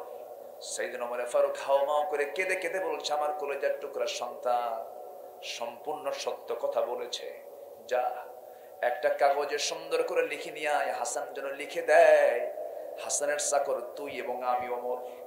এই লেখাটা যত্ন করে রাখবি আমার সন্তান, দাফনের সময় এই লেখাটা আমার দাফনের সঙ্গে দিয়ে দিবি, আল্লাহর সামনে আমি দেখাবো। আমার ভাইয়েরা, জান্নাত পাওয়ার জন্য তাদের কি ফিকির ছিল, কি চিন্তা তাদের মধ্যে লালন করত। ওমরে ফারুক যখন শাসক থাকা অবস্থায় তিনি রাষ্ট্রের এক বোতল মধু পেয়েছেন। সেই এক বোতল মধু নিয়ে বাড়িতে আসছেন। মধু শুধু তিনি একা গ্রহণ করবেন না, তার প্রতিবেশী আরো 4 জন, মোট 5টা ভাগ হবে। মধুর বোতল নিয়ে বউয়ের কাছে এসে বলছেন, বউ শোনো, এই যে মধুর বোতলটা রাষ্ট্র থেকে এসে পেয়েছি আমি, এর কিছু অংশ মধু আমি নেব, আর 4 অংশ মধু আমার প্রতিবেশীরা পাবে। সমান 5 ভাগে ভাগ করে একটা অংশ আমাদের জন্য রেখে দিও। এই যে ধরো মধুর বোতল হস্তান্তর করার কয়েক সেকেন্ড পরেই বলছে, বউ আমার, রাগ করো না, আমি তোমাকে ভাগ করতে দেব না, বোতলটা আমাকে ফেরত দিয়ে দাও। এখন বলেন, এই কথা শুনলে পরে সাধারণভাবে বউরা খুশি হবে না রাগ করবে? বলেন, আমার আপনার বউ কি করবে?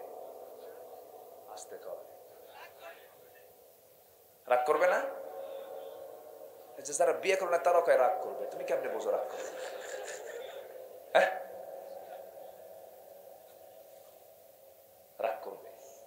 স্বামী স্ত্রীর মধ্যে রাগারাগি হয় না? আস্তে করে হয় না? হয় না? আপনারও তো হয়, আমারও হয়। রাগারাগি হয় না? আমার নবীরও হয়েছে। আমার নবীর হয় নাই? হয়েছে। আম্মা জান আয়েশা একদিন বলতেছেন, হুজুর আপনার বিরুদ্ধে বিচার। আম্মা জান আয়েশা বলতেছেন রাসূলকে, আপনার বিরুদ্ধে বিচার ডাকবো আমি। রাসূল বলেন, বিচার ডাকবা কেন? দোষ করছেন। বিশ্ব নবীকে বলতেছেন আম্মা জান আয়েশা, স্বামী স্ত্রী তো, দোষ করছেন। বিচারক কাকে ডাকবো? ওমরকে ডাক দিকে না, ওমরকে ডাকা যাবে না, ভয়ও করে আবার। দেখেন কাকে ডাকবো? আব্বাকে ডাকলে ভালো হয়। বাপকে ডাকছে। সাইয়েদনা আবু বকর সিদ্দিক যখন শুনছেন যে মেয়ে নবীর বিরুদ্ধে বিচার ডাকছে, বলেন তো বাবার মাথা কি ঠিক থাকার কথা? নবীর বিরুদ্ধে আমার মেয়ে বিচার ডাকে, থাম। হাতের কাপড় গোছাতে গোছাতে আসতেছে আর বলতেছে, শেষই করে ফেলবো আজকে তোকে। এই মেজাজ যখন দেখছে আম্মা জান আয়েশা, দৌড় মেরে এসে নবীর পিছনে দাঁড়াইছে। ওইদিকে আবু বকর থামে না। বাপ বেটির এই দৃশ্য দেখে রাসূল বলছেন, এই বিচারক, আগে বিচার করেন, আগে রায় দেয়। কি আগে বিচার করে না বাস্তবায়ন করে? তুমি বিচারই শেষ না করে তুমি পিছন দিতে মারতে আসছো কেন? আগে বিচার করো। বাপকে থামায় দিলেন। পিছনের দিকে তাকায় মুস্কি হাসি মেরে বলছেন, আয়েশা, ডাক দিলে তুমি, আমার বিরুদ্ধে বিচার ডাকবা, তো তুমি আমার পেছনে দাঁড়ায় আছো কেন? সুবহানাল্লাহ বলবেন না? তাদের রাগারাগিটাও কত উন্নত মানের ছিল। বলেন আলহামদুলিল্লাহ। রাগারাগি শেষ, মুহূর্তে শেষ। আর আমাদের পরিবারে কিছু রাগারাগি আছে 3 মাস কথা হয় না, আছে কিন্তু, আছে না? নেই বলেন? আচ্ছা, আপনি কি জানেন আপনার স্বামীকে আপনি সকালবেলা অসন্তুষ্ট করবেন, সন্ধ্যা পর্যন্ত ফেরেশতারা আপনাকে লানত করবে। যেরকম নাউজুবিল্লাহ। আবার কিছু স্বামী আছে মালয়েশিয়া থাকে, সৌদি আরব থাকে, ভিডিও কলে কথা বলতে বলতে রাগ উঠছে, ভিডিও কলের মধ্যেই বলে ফোন ফেলে দিলাম, তোকে 100 তালাক দিয়ে দিলাম। দেখছেন ফোনের মধ্যে আছে না, তালাক টালাক দিয়ে আমাদের ফোন দিয়ে বলে হুজুর কাম তো সারছে, কি সেঞ্চুরি মারছে, কিসের ক্রিকেট গান, তালাকের সেঞ্চুরি মারছে। তালাক দিছো এতগুলো কেন? হুজুর রাগ উঠছিল খুব, এবং তালাক তো দিছি বউরে, শাশুড়ির বাদ দেই নেই, ওটা সহ দিছি, তুমি তালাক দিলা কেন? হুজুর রাগ উঠছে। এখন কি হুজুর? এখন মায়া লাগে, বউ বাচ্চা আছে, হুজুর রাগের মাথায় দিছে তালাক হবে। দেখেন আমি ফতুয়ার দিকে গেছে। তো রাগের মাথায় যদি কেউ তালাক দেয়, তালাক হবে কিনা? আচ্ছা তালাক কি কেউ খুশি হয়ে দেয়? বউকে ডাক দেয়, বউ এদিকে আসো, রাগ কইরো না, তালাক দিবে, এরকম করে তালাক দেয়? বলেন তো তালাকের সম্পর্ক কি মোহাব্বতের সাথে না রাগের সাথে? রাগের সাথে। সাইয়েদনা ওমর ফারুক রাদিয়াল্লাহু তাআলা আনহু মধুর বোতল নেওয়া মাত্রই বউ খেপে গেছেন। আবার ইতিহাসে এসেছে যে ওমরের নাম শুনলে পরে রোম পারস্য থরথর করে কাঁপতো, সে ওমর তার বউকে আবার ভয় পেতেন। আলহামদুলিল্লাহ বলবেন না? বউকে ভয় পেতেন। কেমন? একজন বিচার প্রার্থী হয়ে তার বাড়িতে আসছে, বউয়ের সঙ্গে গন্ডগোল, এসে দেখে সাইয়েদনা ওমর ফারুকের বউয়ের সঙ্গে তার গন্ডগোল, চরম বাক বিতণ্ড হচ্ছে, বউ শুধু বলেই যাচ্ছে। এই দৃশ্য দেখে ওই আগন্তুক ব্যক্তিটা চলে গেল, যাচ্ছে চলে। সাইয়েদনা ওমর ফারুক বলেন, এই তুমি আসলা কেন আর গেলে কেন? কিছুই তো বললে না। যে সমস্যা নিয়ে আমি আপনার বাড়িতে আসছিলাম সেই সমস্যা দিকে আপনার বাড়ির মধ্যে ঢুকে পড়ছে কেন? আপনার বউ আপনার এত কিছু বললো, আপনি কিচ্ছুই বললেন না, তা আপনি আমার কি বিচার করবেন? সাইয়েদনা ওমর ফারুক বলেন, শোন আমি ওমর, আমাকে চিনো তো? হ্যাঁ। আমার নাম শুনলে থরথর করে কাঁপে পড়া শক্তিগুলো, সেই ওমর। বউয়ের সামনে আমি দাঁড়িয়েছিলাম, আমার বউ আমাকে কত কি বললো, আমি কিছু কইছি না, তুইও কিছু বলিস না, যা। জোরে বলেন সুবহানাল্লাহ। ইসলাম কত সুন্দর। মেয়েরা কথা কম বলে না বেশি বলে? আস্তে কয়। কম কয় না বেশি কয়? পুরুষ বলে 2000, মেয়েরা বলে 5000। জরিপে আসছে। বেগুন কিনতে ভুল হয়েছে আপনার, বর্ষাকালের বেগুন অধিকাংশই পোকা হয়। বর্ষাকালের বেগুন নিয়ে চলে গেছেন বাড়িতে, বউ বটি নিয়ে কুর্তি নিয়ে যদি দেখে বেগুন পচা, ওই সময় থেকে বেগুনের তফসির শুরু হবে একটানা 3 ঘন্টা। ঠিক আছে না? আল্লাহ তাআলা মেয়েদেরকে এই ডিপার্টমেন্ট দিয়েছেন কথা বেশি বলার। কেন জানেন? লাগে। বাচ্চা লালন পালন করে কে? বাবা না মা? বাচ্চা লালন পালনে কথা কম লাগে না বেশি লাগে? কম লাগে না বেশি লাগে? বেশি লাগে। এক কথা বারবার বলতে হয়, বাবা থাম, বাবা থাম, বাবা থাম, ও ময়না, বাবা চুমা দেয়, আদর করে, বারবার বলে। এই দায়িত্ব যদি বাপকে দেওয়া হয়, বলে কথা কম কয় তো, আব্বা থাম, আব্বা থাম, তাও কান্দে, আব্বা থাম, থাম। এরপরে কি হবে? আসার মারতে উদ্ধত হবে। এজন্য আল্লাহ তাআলা যাকে যা দিয়েছেন তার জন্য ব্যালেন্স করে দিয়েছেন। জোরে বলেন সুবহানাল্লাহ। সাইয়েদনা ওমর ফারুক রাদিয়াল্লাহু তাআলা তার স্ত্রীর মোটিভটা বুঝলেন, ভাবলেন যে একে পরে বুঝাবো। কিচ্ছু বললেন না। সাইয়েদনা ওমর ফারুক রাদিয়াল্লাহু তাআলা মধুর বোতলটা হাতে নিয়ে এক প্রতিবেশীর কাছে গিয়ে বললেন, ও প্রতিবেশী, এই যে মধুর বোতলটা দিয়ে গেলাম, মধুর বোতলটা ভাগ করো, সমান 5 ভাগে ভাগ করে একটা ভাগ তুমি আমাকে দিবা। এক ভাগ তিনি নিলেন, তার কাছ থেকে নিলেন। নেওয়ার পরে বউয়ের কাছে সে বলছেন, বউ আমার, রাগ করো না আমার উপরে, আমি তোমাকে ভালোবাসি, আমি তোমাকে মহব্বত করি, আমি তোমাকে ট্রাস্ট করি, কোনো সন্দেহ নাই। আমি রাষ্ট্র চালাই, তুমি আমার পরিবার চালাও। আমি গোটা দুনিয়া দেখি, তুমি আমার পরিবার নামক দুনিয়াটা দেখো, আমার সন্তানকে দেখো, লালন পালন করো, রান্না বান্না করো। তুমি যদি এই ডিপার্টমেন্টকে বন্ধ রাখো, আমার রাষ্ট্র চালাতে বিঘ্ন হয়ে যাবে। তুমি আমার বিশাল বড় সাপোর্টার। দেখেন, এরকম প্রশংসা করার দরকার আছে না? নাই? এরপরে বললেন, বউ আমার শোনো, এই যে মধুর বোতল তোমাকে দিলাম ভাগ করার জন্য, কিন্তু ভাগ করতে দিলাম না এই জন্য, কারণ এই মধুর বোতলটা মধু ভাগ করতে নিবা, তুমি সমান ভাগে ভাগ করবে ভালো কথা, কিন্তু তোমার হাতের প্রয়োজন হবে, হাতটা ব্যবহার করবা। এই হাত ব্যবহার করতে নিয়া তোমার হাতের মধ্যে মধু যেহেতু তরল জিনিস, 1 ফোঁটা হোক 2 ফোঁটা হোক 3 ফোঁটা হোক মধু তোমার হাতে লেগে আসবে। এতটুকুন মধু তো আমাদের বেশি নেওয়া হয়ে যাবে, এতটুকুন মধু আমাদের ভাগে বেশি আসুক চাই নাই মনে করে মধু ভাগের দায়িত্ব আমি অন্যজনকে দিয়ে দিয়েছি। জোরে বলুন সুবহানাল্লাহ, আরো জোরে বলুন সুবহানাল্লাহ। চিন্তাটা দুনিয়ার না আখিরাতের? আসতে বলবেন না, চিন্তাটা দুনিয়ার না আখিরাতের? আখিরাতের চিন্তা তারা করেছেন। আমার বন্ধুগণ, সাইয়েদনা ওমর ফারুকের নাম যখন চলে আসলে একটু বলেই ফেলি। অর্ধ দুনিয়ার শাসক কিভাবে বেছে বেছে জীবন যাপন করেছেন, কি সুন্দর তাকওয়ার জীবনটা তার ছিল। সাইয়েদনা ওমর ফারুকের একটা ছেলে বাজার থেকে ঘোড়া কিনে আনছে।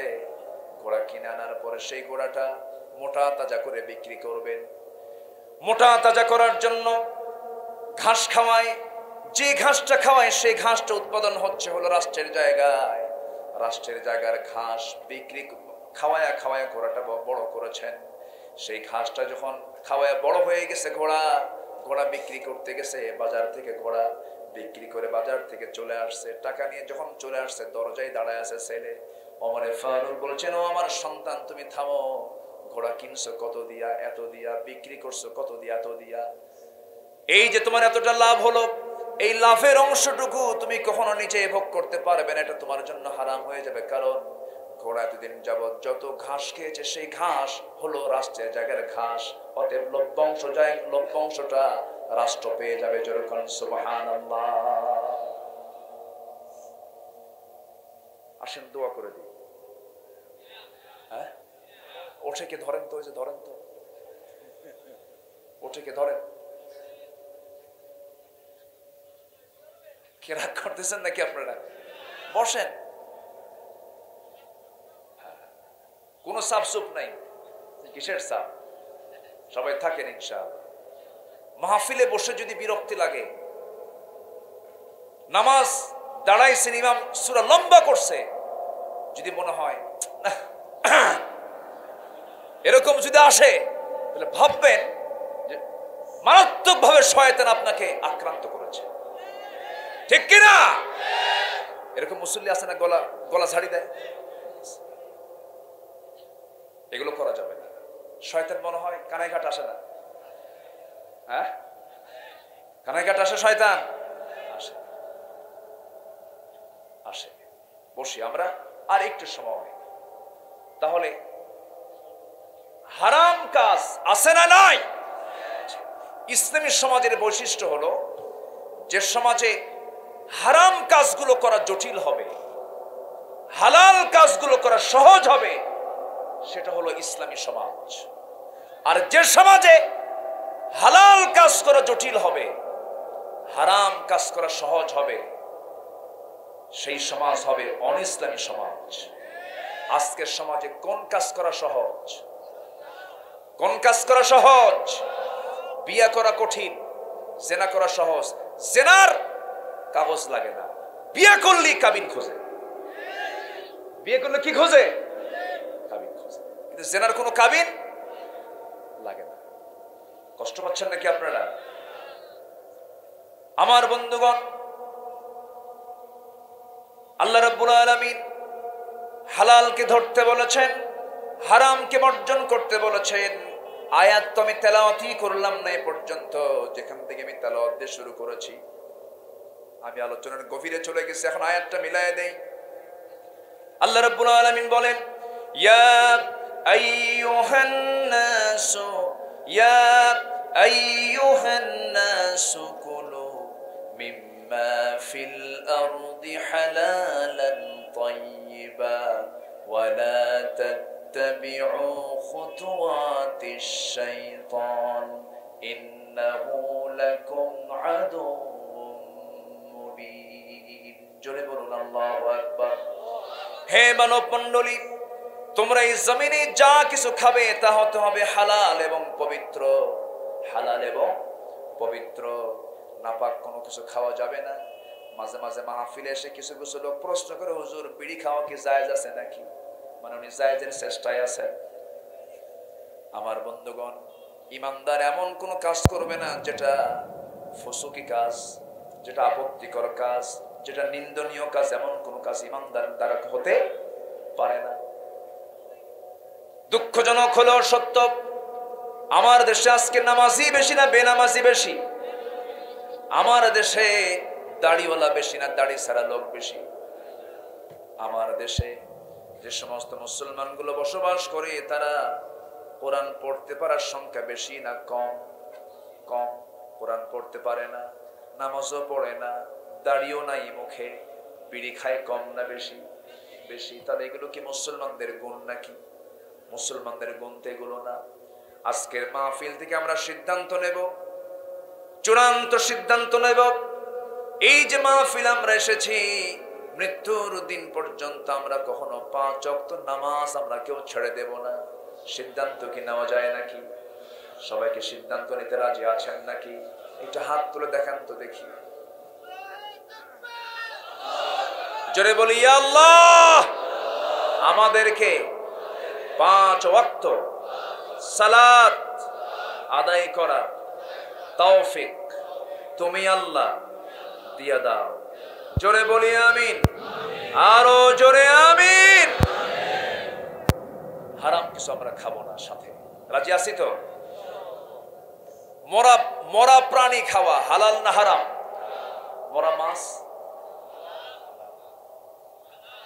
প্যাস লাগছে একটু। আমার সাবজেক্ট আজকে হালাল হারাম, তো এই জন্য আমি এগুলো নিয়ে আসতেছি বারবার। আচ্ছা, বিয়ে করা এটা হারাম না হালাল? জেনা করা হারাম। আচ্ছা, জেনা যে করা হয় সেও তো নারী, বিয়ে যে করা হয় সেও তো নারী, কিন্তু একটা জায়েজ আর একটা কি না জায়েজ। একটা শরীয়তের পন্থায় আর একটা শরীয়ত পরিপন্থী, কিন্তু একই, কিন্তু একটা রহমত আর একটা গজব, আর একটা কি গজব। সম্মানিত ভাইয়েরা, ইসলাম যা হালাল করেছে ওর মধ্যে কল্যাণ আছে না নাই? একটু কান লাগায় কথাগুলো শুনতে হবে। আচ্ছা, তালাক ইসলামে আছে না নাই? আছে। তালাক কি জায়েজ নাই? তালাক জায়েজ আছে না নাই? কিরকম জায়েজ? হ্যাঁ, ফাইন কথা বলেছেন, একদম সুন্দর কথা বলেছেন।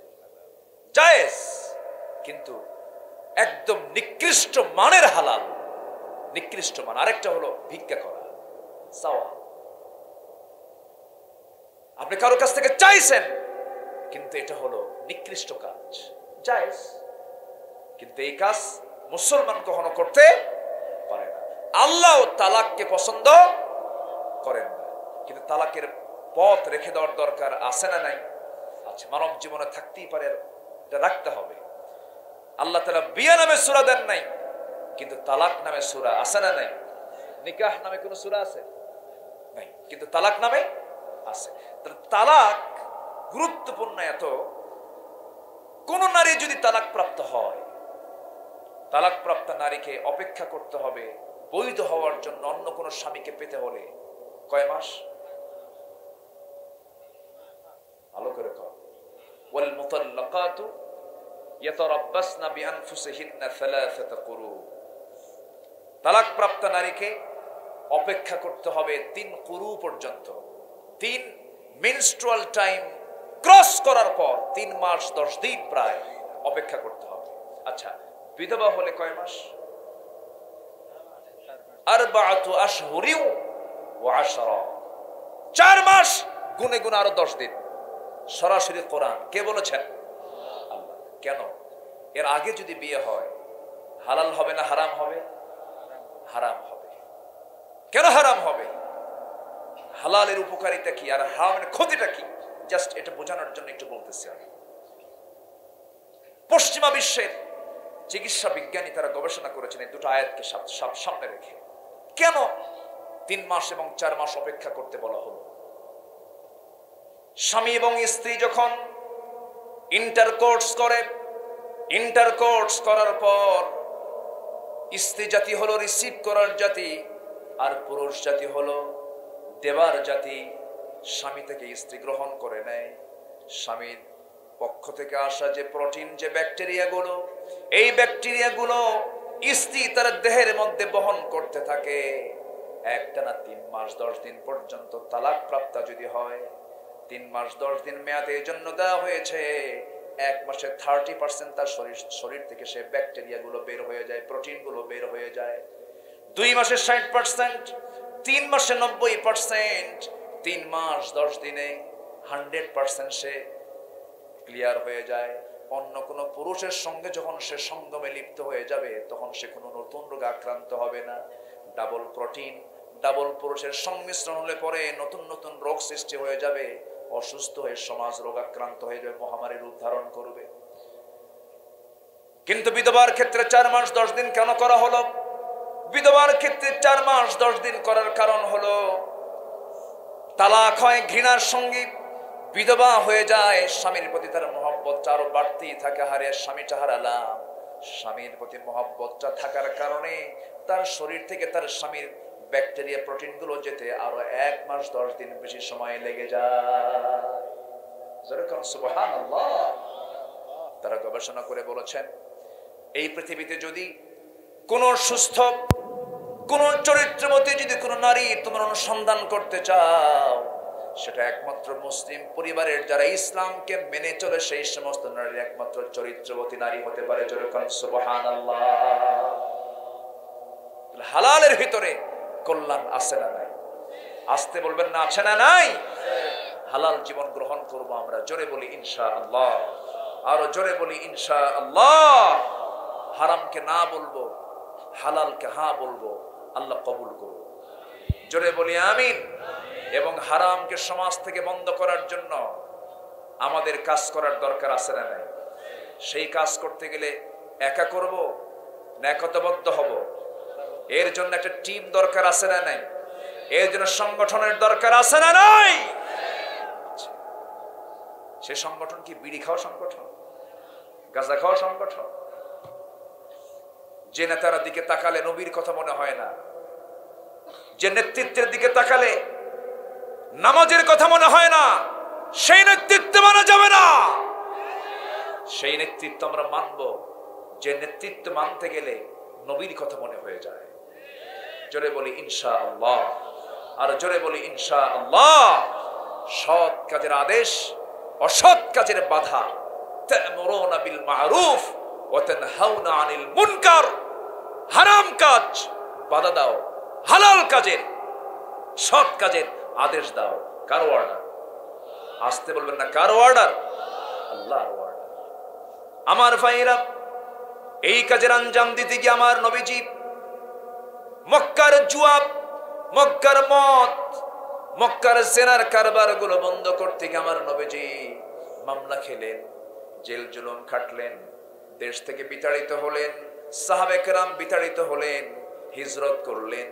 আমার বন্ধুগণ, আজকে যদি আমরা অন্যায়ের বিরুদ্ধে সোচ্চার হয়ে যাই, আমাদের এমন মুখোমুখি হওয়া লাগতে পারে, কিন্তু আল্লাহর পথ থেকে, দিন থেকে আমরা একচুল পরিবার নড়ব না। জোরে বলি ইনশাআল্লাহ। আল্লাহ কবুল করুন। জোরে বলি আমিন। আরেকটা বিষয় বলি, সেটা হলো সাহাবায়ে কেরাম। আমি একটু গবেষণা করে দেখেছি, যতটুকু ভাঙ্গাচোরা গবেষণা করেছি, এই পৃথিবীতে নবীর পরে সবচেয়ে বেশি দাম কাদের? সাহাবীদের। সাহাবীদের এত দাম কেন বেশি হলো জানেন? এর 1 নম্বর কারণ আমার কাছে মনে হয়েছে, তারা সত্যিকার অর্থে রাসূলকে তাদের জীবনের চাইতে বেশি ভালোবেসেছে। আমাদের একটা গুরুত্বপূর্ণ কাজ আমরা মাথায় রাখবো, চিন্তা লালন করব, আমার জীবনের চাইতে আমি বেশি ভালোবাসবো আমার রাসূলকে। জোরে বলি ইনশাআল্লাহ, জোরে বলি ইনশাআল্লাহ। সম্মানিত ভাইয়েরা, সাহাবে কেরাম জীবনকে উজাড় করে দিয়েছেন রাসূলের জন্য। রাসূলকে এত ভালোবেসেছেন, বদর যুদ্ধের ডাক এসেছে, এক মহিলা সাহাবী 2 বছরের বাচ্চা নিয়ে এসে বলে, হুজুর আপনি একা যুদ্ধে যাচ্ছেন, আমার কোনো স্বামী নাই, আমার বড় কোনো সন্তান নাই, 2 বছরের শিশুকে আপনার হাতে তুলে দিলাম, এরকে যুদ্ধের ঢাল বানায় দিবেন। সুবহানাল্লাহ। এই জাতীয় অনুভূতি আল্লাহ তাআলা আমাদের মধ্যে জাগ্রত করে দেন। জোরে বলি আল্লাহুম্মা আমিন।